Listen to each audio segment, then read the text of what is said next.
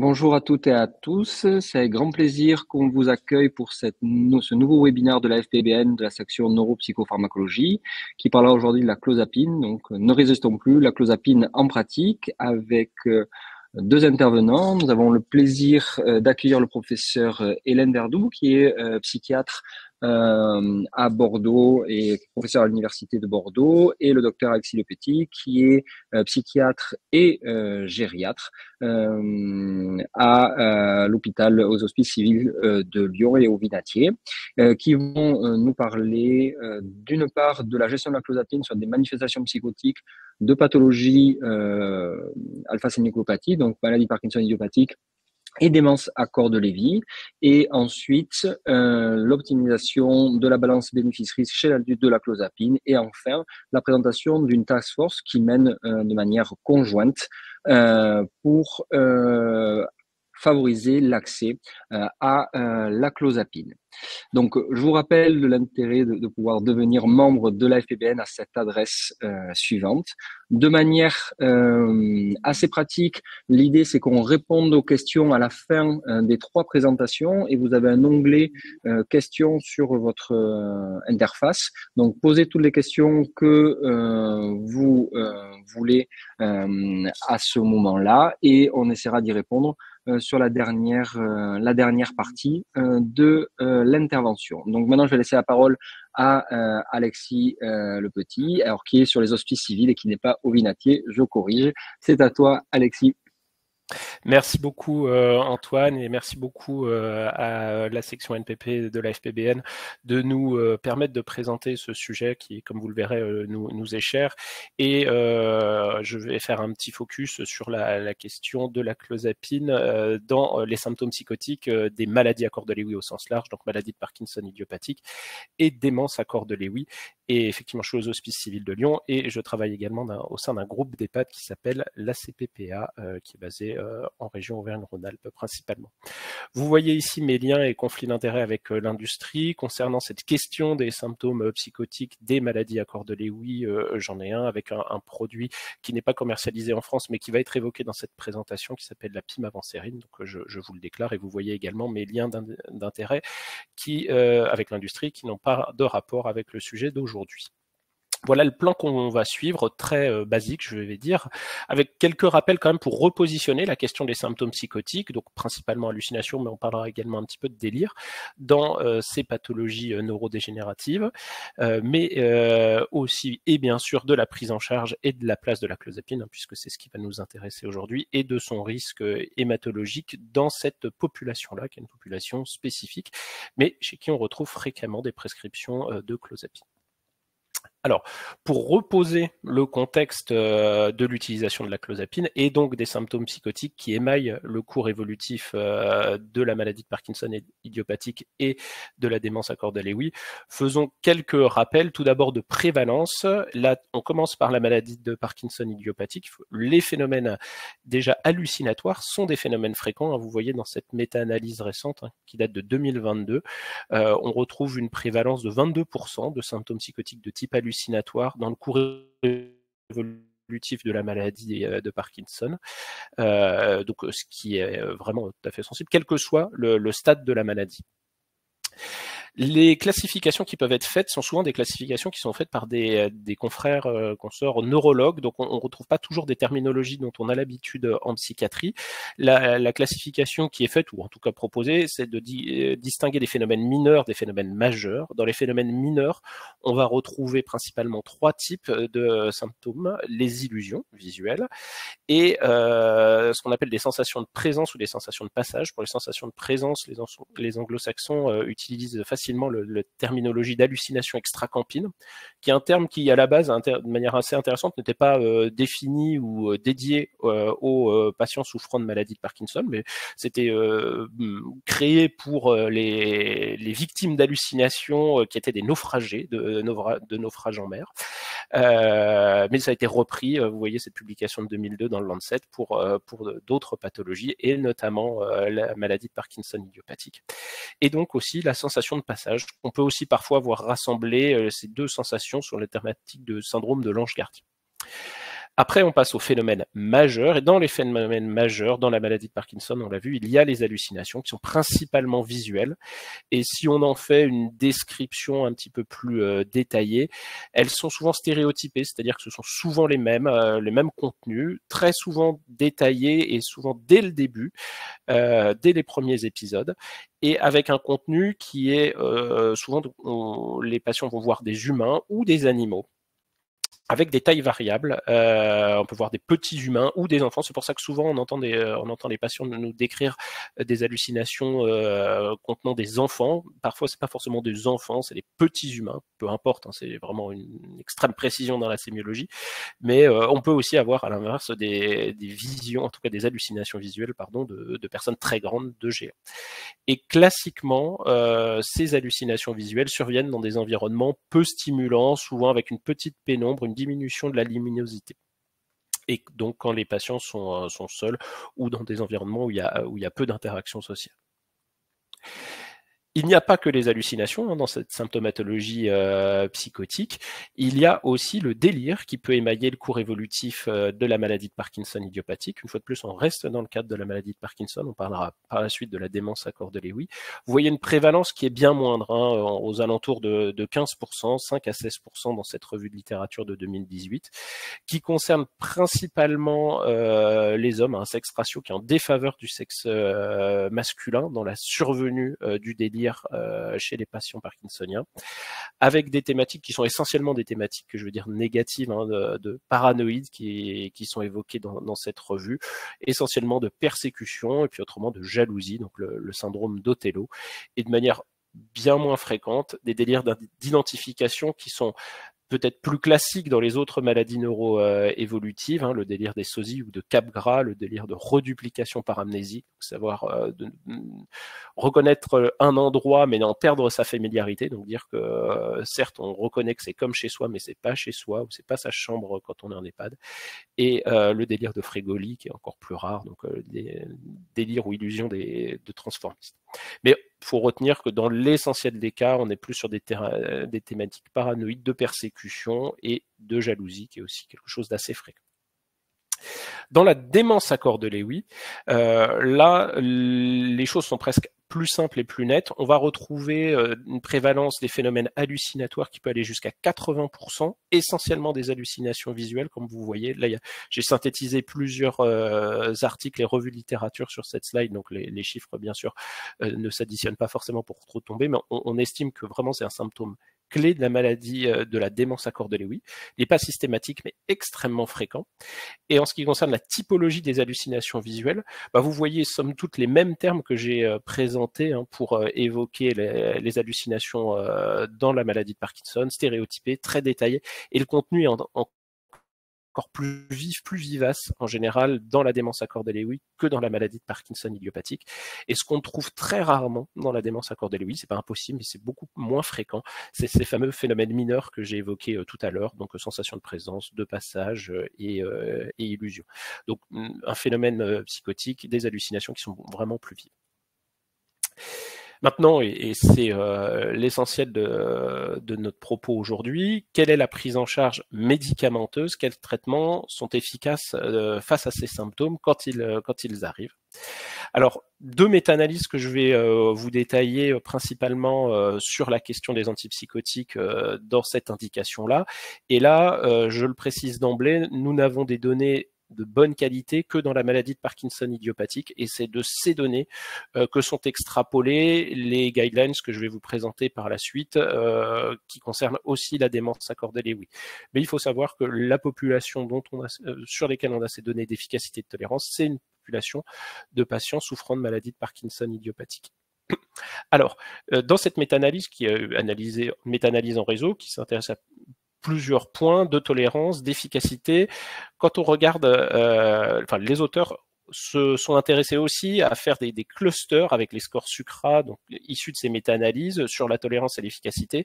Et très clairement, je vais osciller entre les deux slides que celle-ci et la suivante pour vous montrer que en termes de balance bénéfice-risque, c'est-à-dire d'efficacité, mais aussi de moindre iatrogénie, il y a deux traitements qui clairement dominent les autres, la pimavansérin et la clozapine.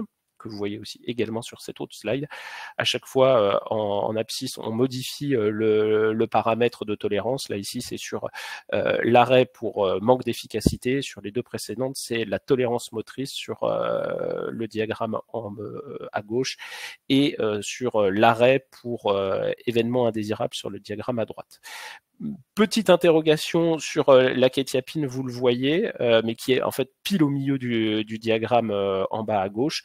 Mais en fait, clairement, et c'est intéressant, c'est aussi pour ça que je cite cette publication, aussi bien sur les résultats que dans l'avis des auteurs que vous voyez ici dans leurs conclusions, il n'y aurait de place, et c'est également mon opinion, pour la prise en charge des symptômes psychotiques dans la psychose parkinsonienne que pour la pimavansérie et la clozapine. La kétiapine n'ayant pas d'efficacité démontrée et puis dont la tolérance, notamment sur le plan cognitif, serait quand même à questionner. Et c'est pas parce que le traitement est bien toléré, ce qui est le cas pour la kétiapine. En général, on a des données favorables de tolérance dans la maladie de Parkinson, mais on n'a pas de données évidentes d'efficacité. Ce que vous pouvez voir ici sur cette méta-analyse encore plus récente qui date de l'année dernière, qui en termes d'efficacité par rapport aux autres antipsychotiques qui ont pu être analysés, qui ont pu être testés dans la psychose parkinsonienne, n'en relève que deux, une fois de plus, la clozapine et la pimavansérie. Alors on peut nuancer la terminologie d'antipsychotique, même si les anglo-saxons l'utilisent pour la pimavansérie, parce que vous savez sans doute que son fonctionnement réceptologique, en tout cas, est différent. C'est un agoniste inverse sérotoninergique qui n'a aucune action, en tout cas connue, sur le système dopaminergique. Mais même si on l'inclut dans la grande famille des antipsychotiques, en tout cas, ce qui a été fait dans les deux précédentes, dans les deux publications que je vous présente, eh bien, il n'y a que deux antipsychotiques qui ont une efficacité significative par rapport au placebo dans la psychose parkinsonienne, c'est la clozapine et la pimavansérie. Les autres molécules utilisées n'ont pas d'efficacité et on peut le voir sur le diagramme inférieur de la méta-analyse, en ce qui concerne même l'olanzapine, qui parfois est discuté en disant c'est peut-être bien toléré. Non, clairement, on a une tolérance qui est sans doute moins bonne que par rapport au placebo. En ce qui concerne l'impact en vie réelle, eh ben, on voit que malheureusement, on a beaucoup trop de prescriptions, même si les données sont anciennes, sur les données chez les vétérans américains. Quand il y a des prescriptions d'antipsychotiques chez les patients parkinsoniens, eh bien, on retrouve très fréquemment, même le plus fréquemment possible, la kétiapine et pas la clozapine. Et pourtant, c'est encore dans des recommandations d'experts. Vous voyez ici les recommandations de la Movement Disorder Society, une société de neurologie, qui évoque clairement l'intérêt de la clozapine et de la pimavansérie dans la psychose parkinsonienne, et qui met quand même la kétiapine, qui ose peut-être pas suffisamment s'engager, mais qui précise que le niveau de preuve est clairement insuffisant et peut-être efficace, mais on ne sait pas trop. Dans les recommandations françaises sur la prise en charge des hallucinations émaillant la démence parkinsonienne et la démence à corps de Lewy, eh bien, on voit réapparaître une classe qu'on va évoquer très rapidement juste après, c'est les inhibiteurs de l'acétylcholinestérase, quand les hallucinations sont critiquées mais gênantes, mais dès qu'elles deviennent non critiquées ou trop importantes, ou qu'il y a du délire, là c'est la clozapine qui est recommandée en première intention. Et une fois de plus, les auteurs précisent que la kétiapine n'a pas montré d'efficacité, même si elle a une bonne tolérance. Les IACE, je vois que le temps file, donc je vous détaille pas cette méta-analyse, mais qui rappelle qu'ils ont une efficacité avec une taille d'effet modérée, mais ça peut être un outil dans la stratégie thérapeutique. Et en ce qui concerne la conduite à tenir d'un traitement par clozapine dans cette indication de symptômes psychotiques chez les patients souffrant de maladie de Parkinson ou de démence à corps de Lewy, eh bien l'introduction elle doit être le plus bas possible à 12,5 mg, donc un demi-comprimé de 25 mg, et la titration très classiquement, respectant le fameux start-low, go-slow gériatrique, par palier minimal, donc de 12,5 mg, dont la vitesse va être à ajuster en fonction sûrement de l'intensité et de la gravité des symptômes, mais aussi de la fragilité du patient, notamment sur ses capacités excrétoires, qu'elles soient hépatiques ou rénales. Et les doses efficaces sont en général rapidement obtenu, hein, on est souvent entre 25 et 75 mg par jour, et très souvent en monoprise le soir pour bénéficier de l'effet sédatif, mais aussi bien sûr pour limiter l'effet sédatif de la clozapine en journée. Si c'est mal toléré dès 12,5 mg, il y a la possibilité, et ça peut être intéressant, de débuter à des doses plus faibles grâce à la préparation magistrale. C'est pas toujours facile d'en avoir, mais c'est possible. Si je le précise, c'est qu'il y a le comprimé de clozapine 25 mg n'est pas quadrisécable, et parfois on peut voir, on tente un quart de comprimé. À mon sens, c'est périlleux parce que la sécabilité de la moitié d'un comprimé est toujours, quand c'est pas prévu, est toujours un peu périlleuse, et on peut se retrouver avec une variation de dose assez importante. Et quand la tolérance et qu'on a pu commencer à 6,25 mg en préparation magistrale, la titration doit être encore plus lente, et donc par palier de 6,25 mg. Ce qu'il faut associer, bien sûr, c'est limiter le risque anticholinergique de l'ordonnance, qui va être majoré à cause de la clozapine. Donc les autres traitements anticholinergiques, s'il y en a, il faut pouvoir les re-questionner et les diminuer, voire les arrêter. Toujours bien considérer le risque de constipation, et donc de prescrire un laxatif au moins au début, et pour voir comment le transit est impacté ou pas, quitte à l'arrêter dans un deuxième temps, et bien sûr de surveiller ce transit, hein. Le professeur Verdoux le rappellera, mais c'est vraiment le risque principal. La surveillance hématologique, elle est médico-légale, et elle est nécessaire bien sûr à l'initiation et au suivi de traitement, mais aussi sur la vigilance et la tension artérielle. L'écrasabilité, il y a un vrai débat dans les bases de données. La base de données française Omedit Normandie nous dit que le comprimé n'est pas écrasable parce qu'il n'y a pas de données. Les bases de données suisses des pharmacies universitaires de Genève nous indiquent que ça l'est. D'expérience personnelle, j'ai jamais vu de perte d'efficacité lorsqu'on vient écraser la clozapine, ce qui peut arriver fréquemment chez les patients parkinsoniens. Le temps me manque, donc je vais passer cette slide juste pour vous indiquer la question du risque hématologique de la clozapine, qui a fait l'objet d'une méta-analyse toute récente, hein, qui date de cette année, où les auteurs se sont fixé l'objectif, hein, de déterminer la prévalence des neutropénies sévères et de la granulocytose dans cette population, dans cette indication. Et vous voyez qu'elle est quand même assez faible, hein, à 1 à 6 mois. On est à 0,1% à moyen terme, 0,2% à long terme. Des chiffres un peu plus importants, mais sur les neutropénies légères qui ne conduisent pas forcément à l'arrêt du traitement. Pour terminer et être dans les temps, il faut donc rappeler que les traitements efficaces de ces symptômes psychotiques qui émaillent les maladies à cor de Lewy sont la clozapine, les IACE, en l'occurrence de Donepezil et rivastigmine, et la pimavanserin, mais qu'on n'a pas sur le marché en France, qu'on peut avoir en accès compassionnel, en AAC.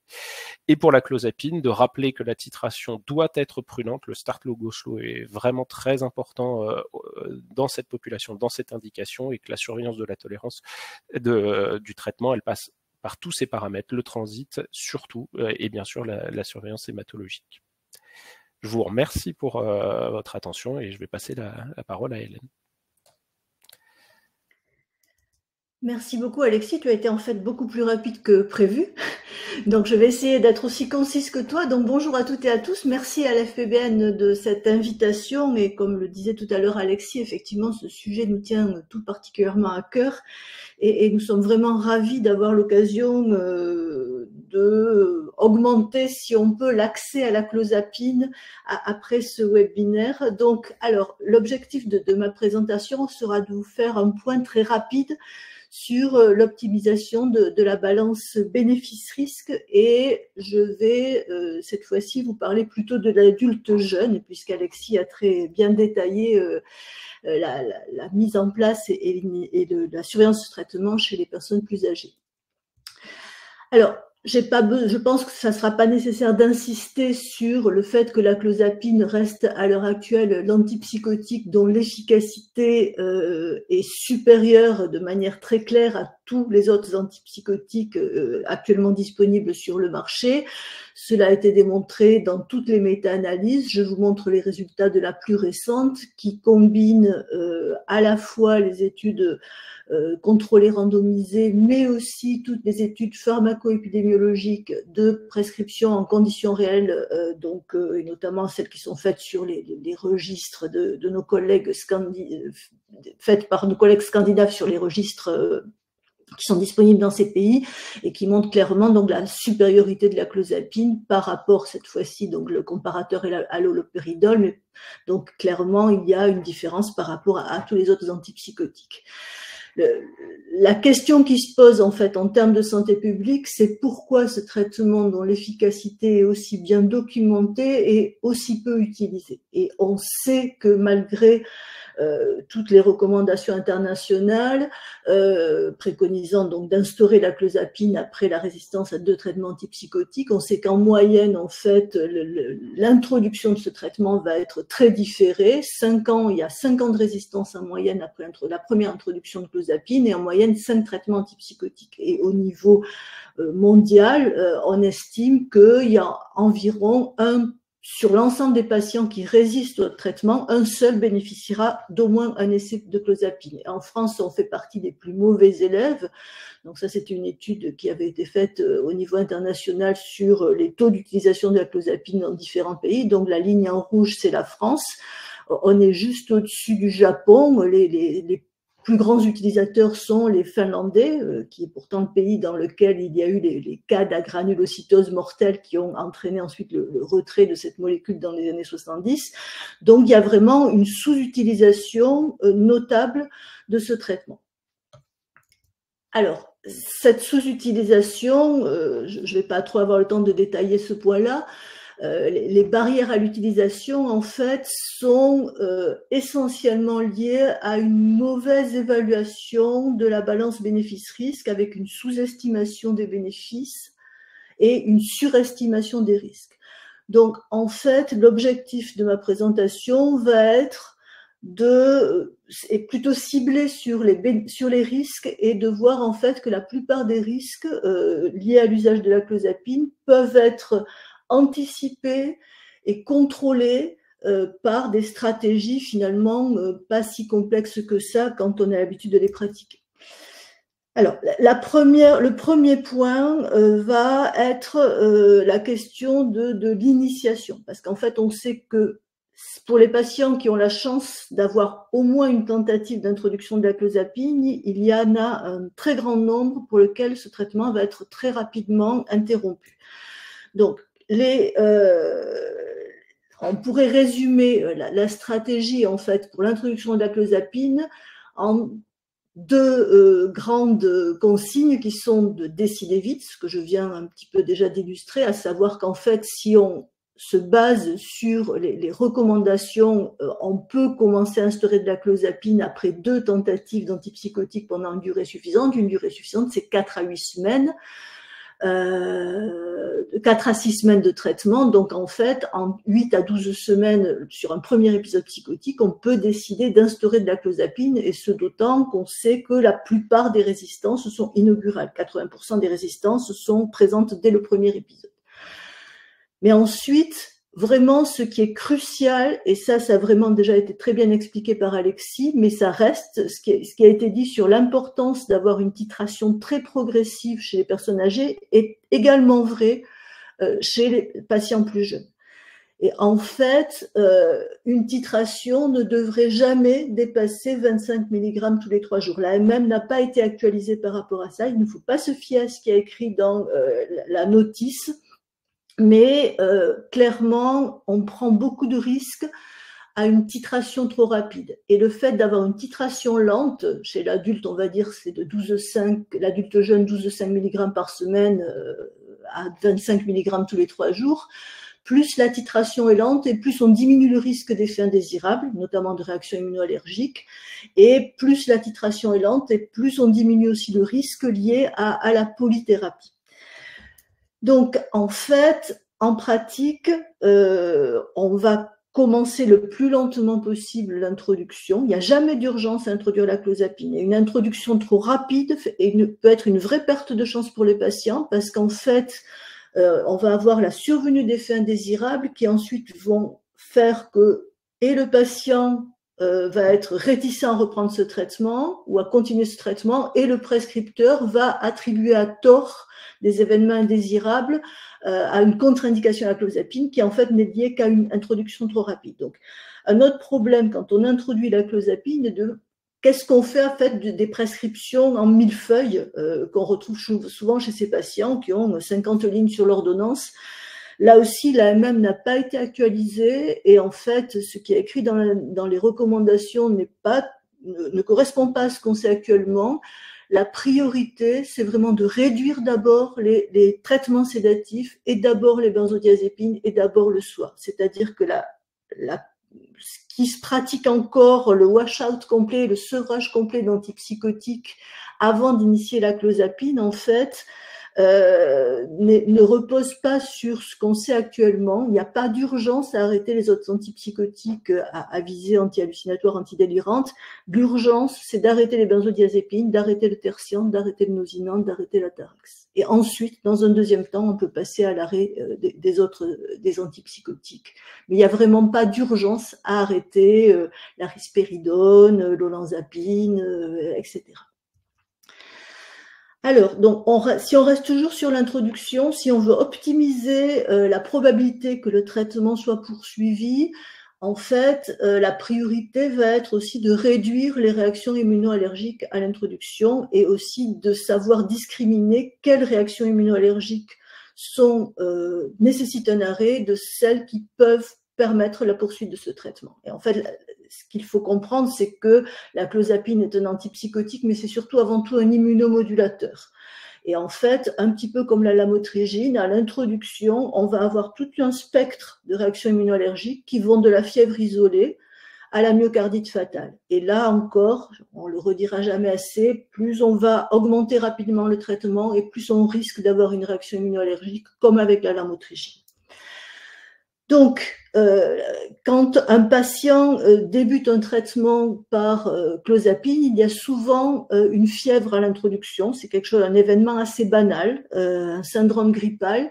Et toute la question va être de discriminer, est-ce que c'est une fièvre isolée ou est-ce que c'est une myocardite? Les symptômes de myocardite sont relativement banals et peu discriminants, en fait, au niveau clinique. Et donc, en fait, la priorité devant tout signe d'alerte va être de doser les marqueurs qui, eux, sont vraiment beaucoup plus spécifiques d'un événement de type myocardite, qui sont la CRP et la troponine. Les ECG ne sont pas très informatifs dans ces cas-là. Puis après, bien sûr, on va confirmer le diagnostic avec de l'imagerie cardiaque. Donc, si c'est une myocardite, on va arrêter la clozapine, mais très fréquemment, on peut avoir un syndrome pseudo-grippal avec une fièvre isolée, une petite augmentation de la CRP. Dans ces cas-là, il n'y a pas de raison d'arrêter le traitement. Il faut juste arrêter d'augmenter les doses, attendre que la CRP se normalise et après, on peut tranquillement repartir sur une augmentation de la clozapine. Et en fait, il n'y a pas de justification à arrêter. C'est vraiment ça le message central. Alors ensuite, ça c'est si vous devez retenir qu'une chose de cette présentation, c'est ça qu'il faut retenir. C'est que la clozapine doit être comme le lithium, considéré comme un médicament index thérapeutique étroit. C'est-à-dire que la dose efficace est proche de la dose toxique. Et pour gérer des médicaments index thérapeutique étroit, comme le lithium, ben, il n'y a qu'une seule solution, c'est de doser la clozapinémie. À l'heure actuelle, ce n'est quasiment plus envisageable, alors au niveau médico-légal, c'est pas encore vrai, mais en termes de recommandations internationales, instaurer et surveiller un traitement par clozapine sans avoir à un moment vérifié la clozapinémie n'est vraiment pas recommandé. Parce que, alors je ne vais pas évidemment passer en revue tout ce qu'il y a sur cette diapositive, vous pourrez prendre le temps de le regarder plus tard, mais il y a de très très nombreux facteurs qui impactent sur la vitesse du métabolisme de la clozapine. Et on sait aussi que ce traitement, en fait, la fourchette thérapeutique est actuellement bien identifiée en dessous de 350 nanogrammes par millilitre, on n'est pas efficace. Au-delà de 600 nanogrammes par millilitre, on est dans des doses toxiques. Donc vraiment, c'est très très important de doser régulièrement la clozapine, et notamment chez les personnes les plus vulnérables, et notamment en cas d'événements indésirables dont l'origine paraît peu identifiée. Juste un focus sur le facteur qui va le plus modifier la concentration plasmatique de la clozapine, c'est le tabac et la fumée de tabac, c'est le goudron, en fait, des goudrons qui ont un effet inducteur extrêmement fort, qui induisent une diminution de 50% de la concentration plasmatique de clozapine. Et en clinique, ce à quoi il faut être particulièrement vigilant, c'est toutes les variations de consommation. Et pour les patients hospitalisés, c'est le début de la fin d'hospitalisation, début et fin d'isolement, et aussi des infections ORL. Dans ces cas-là, en fait, la diminution du tabac va entraîner une augmentation de la clozapinémie et un risque de surdosage. Et en fait, quand on substitue la cigarette, et je pense notamment aux patients en chambre d'isolement pour lesquels on propose des patchs, les patchs en fait n'ont pas d'effet inducteur. Les gommes et les patchs qui contiennent que de la nicotine sans goudron n'ont pas un effet inducteur, donc on est dans des situations à risque important de surdosage. Dans les risques liés au surdosage en clozapine, le risque, il y a plusieurs risques qui ont déjà été évoqués par Alexis, mais là aussi je vais insister sur un risque qui est vraiment très important, ce qui est le risque de pneumopathie. À l'heure actuelle, c'est très clairement démontré que s'il y a un risque de mortalité lié à la clozapine, c'est pas lié à la granulocytose, on va le revoir tout à l'heure, dont le risque est vraiment très cadré par la surveillance hématologique actuellement. Le risque majeur de surmortalité liée à la clozapine, c'est la pneumopathie d'inhalation.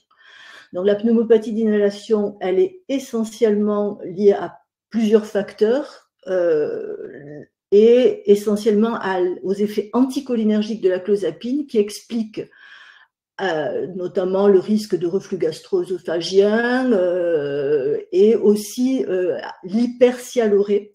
Et donc, je vais juste faire un focus sur l'hypersialorée parce que l'hypersialorée, en fait, qui a un effet secondaire indésirable qui est très gênant pour les patients, mais aussi très à risque, en fait, elle est liée à la charge anticholinergique. Ce n'est pas une augmentation de la production de salive, c'est essentiellement un défaut du réflexe de déglutition qui fait que la salive n'est plus avalée et s'accumule dans la bouche. Et donc, cette hypersialorée fait partie des facteurs qui augmentent clairement le risque de pneumopathie d'inhalation. Et tout ce qui va augmenter la charge anticholinergique générale va augmenter l'hypersialorée. Donc là aussi, il y a des pratiques actuelles de prescription qui ne sont pas spécifiques à la France, avec notamment les patchs de scopolamine, qui en fait ne font qu'aggraver les choses parce qu'ils augmentent la charge anticholinergique générale. Et la stratégie actuellement recommandée pour diminuer l'hypersialorée, c'est l'atropine par voie perlinguale. On utilise, alors il n'y a pas de forme galénique adaptée, donc on utilise l'atropine à collyre ophtalmique, et on peut donc, avec des administrations en perlinguale, donc par voie orale, diminuer de manière notable l'hypersialorée. Donc, ça améliore le confort du patient et surtout, ça diminue le risque de pneumopathie d'inhalation nocturne. Alors, ce qu'il faut savoir sur la pneumopathie d'inhalation, c'est qu'il y a un vrai cercle vicieux entre la pneumopathie d'inhalation et les risques de surdosage. Parce qu'en fait, quand les patients ont une pneumopathie et plus généralement une infection, les cytokines qui sont libérées lors des processus inflammatoires associés à cette infection, en fait, entraînent une inhibition du cytochrome CYP1A2, qui est le principal cytochrome qui est impliqué dans le métabolisme de la clozapine. Et donc, en fait, quand on a une pneumopathie sous clozapine, la pneumopathie en elle-même peut entraîner un surdosage en clozapine, indépendamment de l'arrêt du tabac et autres. Il y a un effet lié à l'inflammation qui entraîne un surdosage en clozapine, dont les symptômes, là aussi, sont assez peu spécifiques. Je ne vais pas les détailler, mais en fait, le piège, c'est de ne pas attribuer notamment une sédation excessive chez un patient qui a une pneumopathie sous clozapine à la pneumopathie, mais ça peut être le signe d'un surdosage en clozapine. Donc, chez un patient qui a une pneumopathie ou plus généralement une infection, Là aussi, c'est vraiment très, très important de surveiller la clozapinémie. Et si on ne peut pas avoir de clozapinémie en urgence, ce qui est malheureusement le cas dans beaucoup de services hospitaliers, ce qui est recommandé à l'heure actuelle, c'est en attendant d'avoir la clozapinémie, chez les patients qui ont vraiment une infection sévère, c'est de diminuer par prudence par deux la dose de clozapine en attendant d'avoir la clozapinémie. Il vaut mieux diminuer par excès que de courir le risque d'un surdosage en clozapine. Alors là, ce point-là a été abordé par Alexis, donc je vais passer rapidement sur la charge anticholinergique qui, comme vous l'avez compris, est vraiment, si on veut maintenir un traitement par clozapine, il faut faire la chasse à tous les autres médicaments anticholinergiques. Bon, et les autres médicaments anticholinergiques, c'est bien sûr tous les antipsychotiques dits sédatifs, mais aussi les correcteurs antiparkinsoniens. Il n'y a jamais d'indication à maintenir un correcteur antiparkinsonien chez une personne qui est traitée par clozapine en monothérapie comme antipsychotique. La charge anticholinergique de ce traitement est déjà suffisamment forte il faut penser à les arrêter. Et donc, en fait, là aussi, bon, ça a été évoqué, hein, la surmortalité qui peut être liée à l'occlusion. C'est la deuxième grande cause de surmortalité liée à la clozapine, et notamment, comme l'a dit Alexis, chez les personnes âgées, mais pas que. Le syndrome d'Ogidvi, en fait, c'est quelque chose qu'on rencontre aussi quand même assez régulièrement chez des jeunes patients et qui peut entraîner effectivement un décès dans un nombre quand même assez important de cas. Alors, juste aussi un focus sur le risque de convulsion. Alors, le risque de convulsion avec la clozapine, l'avantage, c'est qu'il est totalement prédictible et il est dose dépendant. Donc, en fait, souvent, sauf patient qui a un seuil épileptogène bas de manière idiopathique, le plus souvent, ça atteste d'un surdosage. Alors, bien sûr, aussi, il y a les facteurs favorisants, le sevrage en benzo, la coprescription de lithium qui est aussi épileptogène. Et à l'heure actuelle, en recommandation dans les traitements, donc le fait d'avoir une crise convulsive sous clozapine n'est pas une contre-indication à la poursuite. Déjà, il faut vérifier qu'il n'y a pas de surdosage. S'il n'y a pas de surdosage, il n'y a pas de contre-indication. Il faut associer un antiépileptique s'il y a ce genre d'épisode se répète et s'il n'y a pas de cause identifiable autre qu'on peut facilement supprimer. Donc la lamotrigine est le traitement de choix dans ces cas-là. Parce qu'en fait, il n'y a pas d'interaction métabolique avec la clozapine, le risque de neutropénie n'existe pas, et en plus, l'intérêt de la lamotrigine, c'est qu'il a aussi souvent quand même un bénéfice thymorégulateur, et peut-être, de manière un peu plus spéculative, il potentialise l'effet antipsychotique de la clozapine. On ne recommande pas à l'heure actuelle le valproate dans cette indication, et pour plusieurs raisons, à cause des effets secondaires qui vont potentialiser ceux de la clozapine, et aussi parce qu'il a des effets inducteurs et inhibiteurs très complexes sur la clozapine qui peuvent vraiment compliquer l'adaptation de ce traitement, et on ne recommande pas non plus la carbamazépine, voire on contre-indique la carbamazépine, parce qu'en fait, qui est quand même assez pourvoyeur d'agranulocytose et de neutropénie, et ça peut entraîner un arrêt par erreur de la clozapine du fait d'une agranulocytose, une neutropénie qui en fait est imputable à la carbamazépine. Donc c'est une vraie perte de chance pour le patient.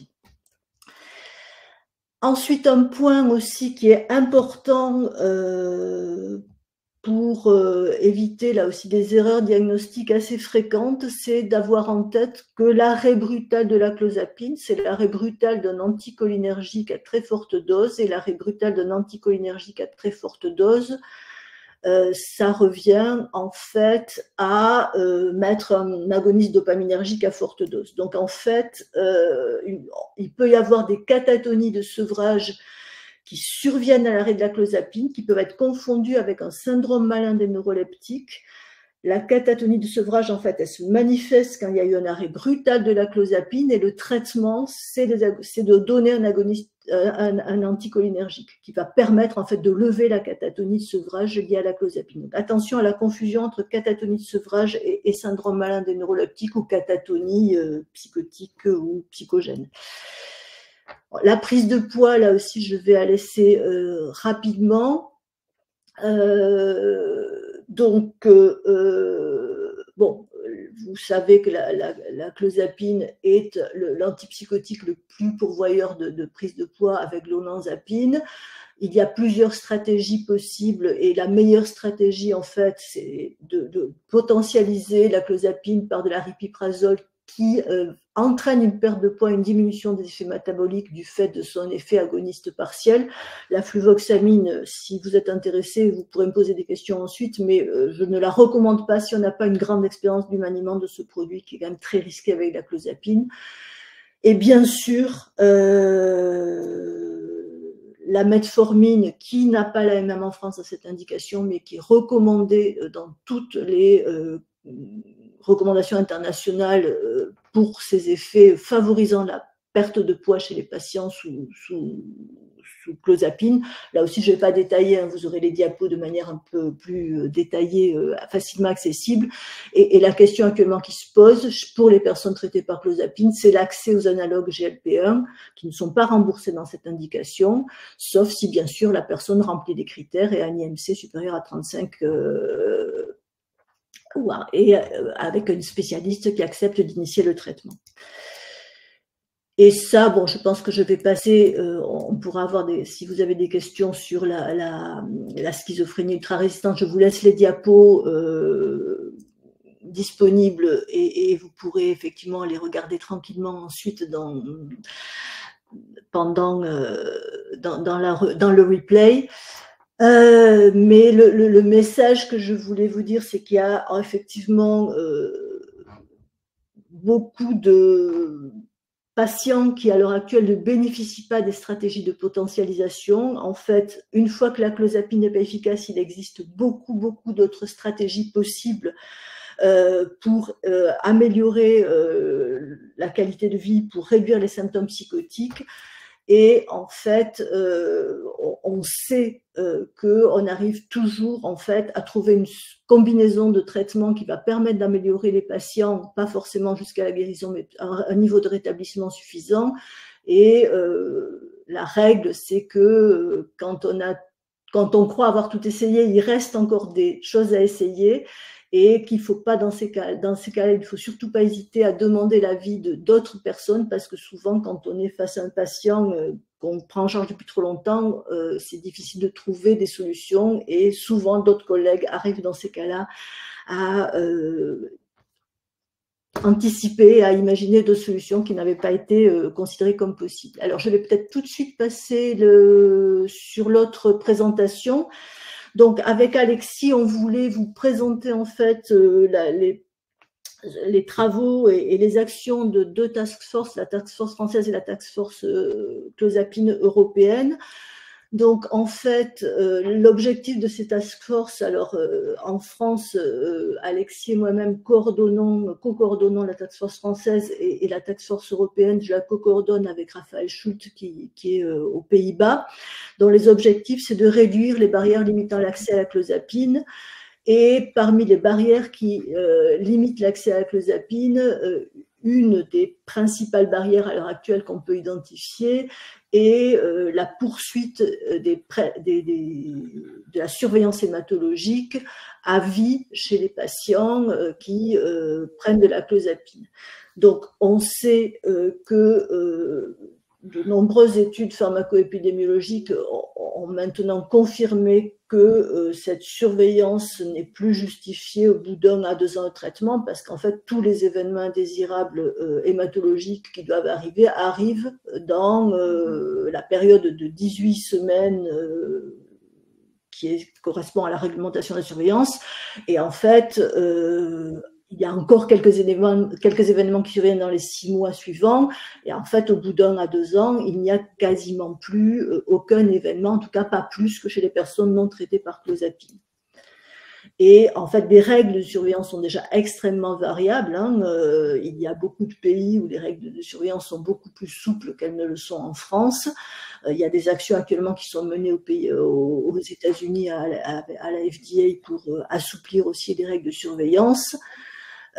Par exemple, aux Pays-Bas, actuellement, déjà, il est possible d'arrêter les surveillances hématologiques au bout de 6 mois de traitement. En Islande aussi, la surveillance hématologique n'est pas obligatoire après 18 semaines de surveillance, etc. Donc, je te passe la parole, Alexis. Merci beaucoup, Hélène. Et donc, les travaux de cette task force française sur la clozapine ont été en coopération avec toutes les sociétés savantes que vous allez voir, de proposer à nos autorités de santé des assouplissements, mais en gardant un niveau de sécurité optimal et pour respecter le risque hématologique qui, comme l'a dit Hélène, est majeur la première année. Tout d'abord, ils ont concerné la question de l'assouplissement des règles avec un premier objectif et qu'on a pu obtenir tout récemment, c'est que l'introduction de la clozapine et son renouvellement annuel puisse être fait par les spécialistes habituels, gériatres, neurologues, psychiatres, mais quel que soit leur statut d'exercice, et qu'il ne soit plus réservé uniquement à ces mêmes spécialistes hospitaliers, et des assouplissements de la surveillance hématologique avec des propositions qui sont actuellement également en cours d'examen au niveau européen, donc je ne m'étends pas dessus, puisqu'Hélène va en reparler sur les travaux de la Task Force clozapine européenne, qui porte cette question de la surveillance hématologique au niveau de l'IMA, de l'Agence européenne du médicament, puisque c'est elle qui a la main sur ça. Et ces travaux ont quand même commencé à donner leurs fruits. Vous voyez ici toutes les sociétés savantes, conseils nationaux professionnels et associations d'usagers qui nous supportent. Ça fait en tout, ça fait 25 associations, conseils nationaux professionnels et sociétés savantes qui supportent l'action de la clozapine et les propositions que je viens de vous montrer. Et avec cette première victoire, en collaboration avec l'ANSM, qui a été tout à fait soutenante des démarches de la task force que je viens d'évoquer, à savoir depuis le début de ce mois-ci, la fin du critère hospitalier des spécialistes prescripteurs, et donc le fait qu'on puisse initier, que ce soit les médecins salariés ou les médecins libéraux spécialistes, une fois de plus, gériatre, neurologue, psychiatre, la clozapine. À moyen terme, l'objectif, mais pour l'instant on n'y est pas encore, je pense que la question déjà de l'assouplissement des règles hématologiques va être l'étape d'après, en tout cas on croise les doigts là-dessus, serait que le renouvellement intercurrent, c'est-à-dire entre 2 renouvellements annuels par le spécialiste, puisse être fait par les médecins généralistes qui suivent également et tout autant ces patients sous clozapine, que ce soit des patients âgés pour les indications que j'ai évoquées dans ma présentation ou des patients souffrant de schizophrénie. Oups, alors, merci Alexis. Donc, effectivement, il y a les actions que l'on mène en France actuellement avec la task force, puisqu'en fait, les décisions concernant tout ce qui est prescription relèvent exclusivement des décisions à un échelon de chaque pays. En revanche, il y a des modifications qui ne peuvent être prises qu'à l'échelon européen, à l'échelon de l'Agence européenne des médicaments. Et pour cela, en fait, nous avons donc eu l'information qu'il y avait en cours actuellement ce qu'on appelle un PSUR, un Periodic Safety Update Report, c'est-à-dire en fait un rapport sur les données de pharmacovigilance des médicaments qui sont faites régulièrement à l'échelle de l'Agence européenne du médicament. Et en fait, à cette occasion-là, peuvent être revues l'AMM. Et ce n'est que l'Agence européenne du médicament qui peut modifier l'AMM d'un médicament. Donc c'est dans cet objectif-là, en fait, que nous avons aussi constitué une task force au niveau européen. Et nous avons donc avec 40 autres collègues de 18 pays régulés par l'Agence européenne du médicament, rédigé en fait un communiqué qui a été publié en janvier dans European Psychiatry, où en fait nous préconisions des changements dans la surveillance hématologique de la clozapine. Alors, ça va être un petit peu compliqué de lire ça sur l'écran, mais très, très brièvement, nous demandons à ce que, après un an de surveillance hebdomadaire puis mensuelle, en fait, la surveillance puisse s'espacer à tous les 3 mois après, au bout d'1 an, et après, au bout de 2 ans, en fait, qu'on puisse arrêter la surveillance hématologique s'il n'y avait jamais eu d'épisode de neutropénie. Ensuite, nous demandons aussi que les critères d'arrêt soient revus, parce qu'actuellement, les critères d'arrêt sont quand même assez élevés et induisent beaucoup d'arrêts injustifiés pour des neutropénies, en fait, qui ne sont pas à risque, et donc d'abaisser les critères qui, pour se caler sur ceux qui sont actuellement utilisés par la FDA aux États-Unis. Et aussi, en fait, nous demandons à ce que la discrimination des personnes qui sont concernées par une neutropénie ethnique bénigne soit levée, parce qu'en fait, beaucoup de personnes qui ont des ancêtres originaires de l'Afrique ou du bassin méditerranéen ont de manière... il y a des facteurs génétiques des neutrophiles qui sont difficilement détectables au repos et à jeun, et donc nous demandons à ce que les seuils aussi d'arrêt pour l'initiation et pour l'arrêt de la clozapine soient revus pour les personnes qui ont une neutropénie ethnique bénigne. Donc nous attendons bien sûr la réponse de l'Agence européenne du médicament, mais ce qu'il faut vraiment souligner, c'est qu'actuellement, il y a une dynamique vraiment mondiale et entre experts de la clozapine, on essaye vraiment de se coordonner entre nous, on se connaît pas mal en fait, et donc d'avoir vraiment des actions groupées pour améliorer l'accès à ce traitement qui est vraiment indispensable dans la prise en charge des personnes qui présentent des troubles psychiatriques ou des troubles neurodégénératifs résistants aux autres traitements. Merci beaucoup pour votre attention.